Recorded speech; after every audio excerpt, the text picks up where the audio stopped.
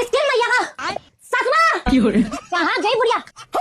अच्छा यहाँ बैठी है सिंहासन पर कि वह बुढ़िया क्या बोला था? मेरा बेटा हीरा है, हीरा। ये आ गया। ये हीरा नहीं है, ये हीरा नहीं, ये जीरा वाली भुनेगा। मजाक कर रही मम्मी, हंसमुख बहुत है ना। क्या बोला था? मेरी माँ गौ करके जिंदा नहीं मेरे गले में डाल दी तुमने। गलती रहती है। देखो मम्मी, एक हाथ की जुबान निकल आई इसकी। ओह सपोला भी यही बैठा है। क्या बोला था बुढ़िया? मेरी बेटी शानी है, शानी। ये शानी नहीं है, ये चापा की रानी है, रानी। मुझे ये सब बिल्कुल भी पसंद नहीं है।